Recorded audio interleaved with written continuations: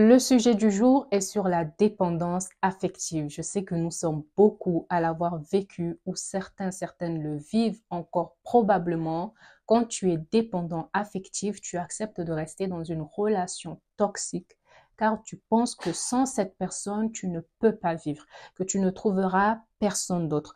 Tu penses sans cesse à cette personne.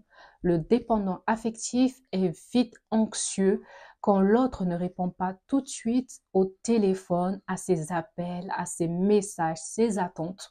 Le dépendant affectif se questionne souvent sur l'amour de l'autre envers lui. Bref, les besoins d'un dépendant affectif ne sont presque jamais comblés.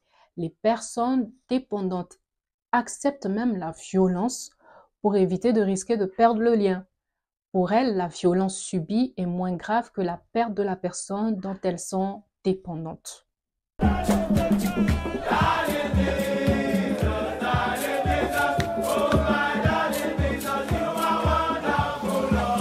Je te donne la définition de ce qu'est la dépendance affective.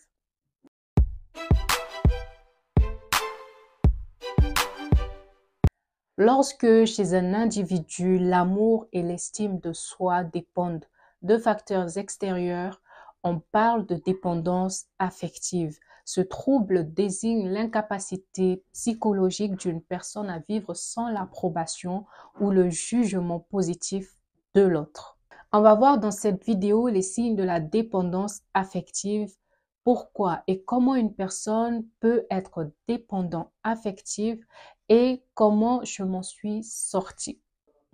Voici les signes de la dépendance affective dans la relation et par rapport à la personne.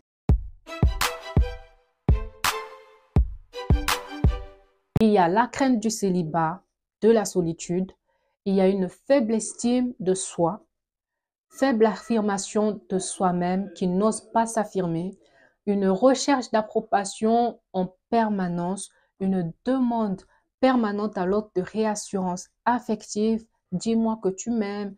Est-ce que tu m'aimes?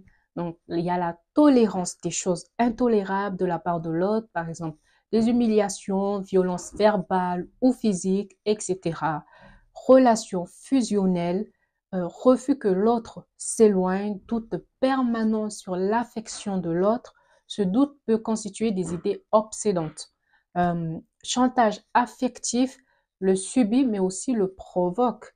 Donc, il y a la tendance à prioriser les émotions à court terme au détriment des conséquences à long terme. Impulsivité, perfectionnisme, de peur de déplaire. Une personne peut être dépendante affective sans forcément avoir tous les signes. Quelles peuvent être les causes? Alors, dans mon cas, j'ai grandi sans papa. Je le connais, mais voilà, c'est une idylle qui n'a pas duré avec ma maman. Je connais pas trop l'histoire, mais c'est un papa qui a beaucoup d'enfants. C'est un papa absent. C'était un papa absent dans mon cas. Donc, dans mon adolescence, j'ai commencé à parler aux garçons et j'aimais bien l'intérêt qu'ils pouvaient avoir envers moi. Mais alors, quand ils parlaient de sexe, je me sentais privilégiée. Et j'ai plus honte de parler de ces choses. Donc, si un garçon me plaisait et que j'avais enfin son numéro, au début, on échange bien, puis il finit par se détacher, mais moi, je continue encore à insister, limite à harceler. Quand j'étais au lycée, j'ai rencontré un mec en dehors du lycée, beaucoup plus âgé. Il m'a plu tout de suite et j'ai tout fait pour entrer en contact avec lui sur Facebook et avoir son numéro. La relation, elle a duré à peu près 2 ans, mais c'est vraiment une relation à dents de scie. Je ne sais pas s'il y avait vraiment de l'amour de sa part, mais j'appréciais les moments qu'il m'accordait, le moment présent, puis il pouvait disparaître des jours, des semaines, des mois, oui, des mois. Et c'est là que ma dépendance entre en action. Je lui envoie des messages, je l'appelle, il répond pas. Au début, je m'inquiète et crescendo, je m'énerve, je lui fais un chantage, je lui demande pardon, je lui laisse un message doux. Et puis quand il revient enfin me parler, c'est comme si j'effaçais tout dans ma mémoire. Alors que 2 jours avant, je disais, c'est bon, j'en ai rien à foutre de ce mec, c'est fini. Mais voilà, je pouvais crever pour ce mec. Un jour, il m'a dit cette phrase, je me rappelle encore, qui m'a marqué, c'est une obsession. À l'époque, je captais pas trop. J'avais que 17, 18 ans. Je ne pouvais pas me résoudre à le quitter malgré que j'étais pas bien dans cette relation parce que je ne voulais pas recommencer à zéro avec une autre personne. Au final, c'est lui qui m'a quitté et j'ai eu tellement de mal à l'accepter. En 2 ans, il m'a jamais rien donné et ça a toujours été moi qui donnais dans mes relations, cadeaux et compagnie. Mais le jour où un de mes ex m'a offert même 10 euros, j'étais aux anges. Je me suis dit, ça y est, c'est le bon.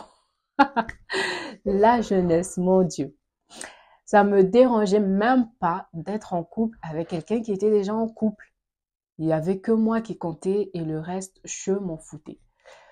Comment je m'en suis sortie?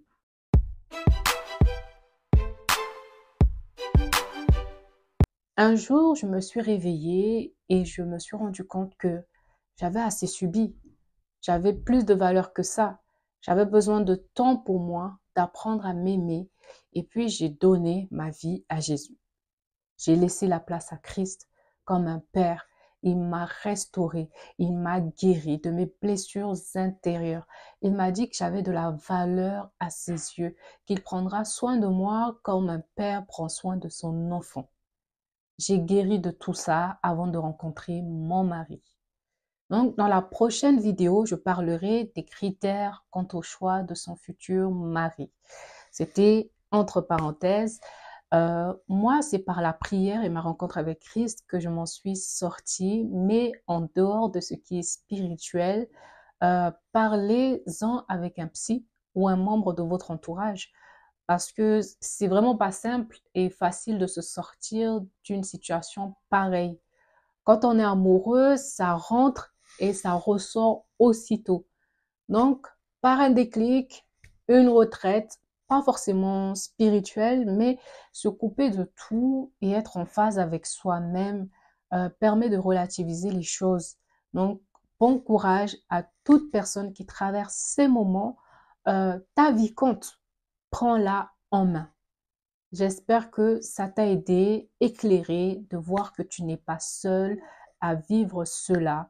Merci d'avoir regardé cette vidéo jusqu'ici. Je t'invite à t'abonner, à liker, à commenter et à partager. Je te fais de gros bisous. Que Dieu te bénisse.